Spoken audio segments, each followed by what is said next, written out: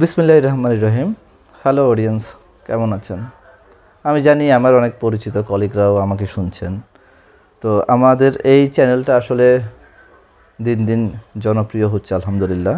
তো আমরা এই চ্যানেলের মাধ্যমে যে সবার কাছে ফরেন ট্রেডের বিষয়গুলো নিয়ে যেতে পারছি, এটা আসলে আমাদের জন্য বড় একটা ব্যাপার। তো আজকে আমরা ওই এলসির যে ডেফিনেশন সেইটা নিয়ে কিছুক্ষণ কথা বলবো, খুব অল্পক্ষণ। আমি চাই এলসিটা আপনার কাছে ক্লিয়ার হোক। তো আমরা জানি এলসিটা কি। এলসি হচ্ছে লেটার অফ ক্রেডিট, সেটা আমরা জানি। এটার অন্য একটা নাম আছে, সেটা হচ্ছে ডকুমেন্টারি ক্রেডিট। এলসি শব্দটা কিন্তু আসলে ইউসিপি 600-এ কোথাও বলা নাই। ইউসিপি 600-এ বলা আছে ডকুমেন্টারি ক্রেডিট অথবা ক্রেডিট।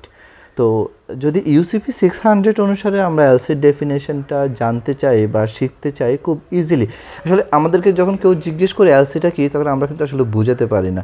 তো সেক্ষেত্রে ইউসিপি 600-এর যে আপনার ক্রেডিটের বা লেটার অফ ক্রেডিটের যে ডেফিনেশন, সেটা আসলে খুব ইজি।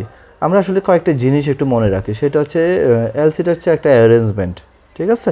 একটা অ্যারেঞ্জমেন্ট, সেটাকে আসলে যে নামে ডাকুক না কেন, এটা আসলে একটা অ্যারেঞ্জমেন্ট এবং সেটা ইরিভোকেবল।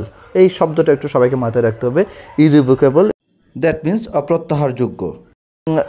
এখানে ইস্যুইং ব্যাংক যে এলসিটা ইস্যু করবে, সেই ব্যাংকের একটা ডেফিনিট আন্ডারটেকিং থাকবে। সেটা কি? সেটা হচ্ছে যদি ডকুমেন্টটা কমপ্লাইং প্রেজেন্টেশন হয়, তাহলে ইস্যুইং ব্যাংক অবশ্যই সেটাকে অনার করবে। তো সেই দৃষ্টিকোণ থেকে এটাকে যদি আমরা একটু সাজিয়ে বলি, সেক্ষেত্রে জিনিসটা হচ্ছে কীরকম? Credit means any arrangement, okay? Credit means any arrangement however named or described that is irrevocable. এই জিনিসটা মাথায় রাখতে হবে, that is irrevocable and thereby constitute a definite undertaking of the issuing bank. ওকে, এই জায়গায় কিন্তু ডেফিনিট আন্ডারটেকিং কথা বলা হয়েছে। ইস্যুইং ব্যাংকের ডেফিনিট আন্ডারটেকিং টু অনার এ কমপ্লাইং প্রেজেন্টেশন। এই জায়গায় কয়েকটা শব্দ এসছে, তার মধ্যে একটা হচ্ছে কমপ্লাইং প্রেজেন্টেশন। কমপ্লাইং প্রেজেন্টেশনটা হচ্ছে যে প্রেজেন্টেশনটা ইউসিপিডিসি এবং আইএসবিপি এর সকল টার্ম এবং কন্ডিশন অনুযায়ী হবে, সেটাই হচ্ছে কমপ্লাইং প্রেজেন্টেশন। ওকে, তো এই জায়গায় আইএসবিপি সম্পর্কে আমরা অনেকেই জানি, তারপর আমি ছোটো করে এখানে বলেছি, সেটা আমাদের অন্য একটা আলোচনায় আসবে ইনশাল্লাহ। আইএসবিপি হচ্ছে ইন্টারন্যাশনাল স্ট্যান্ডার্ড ব্যাংকিং প্র্যাকটিস।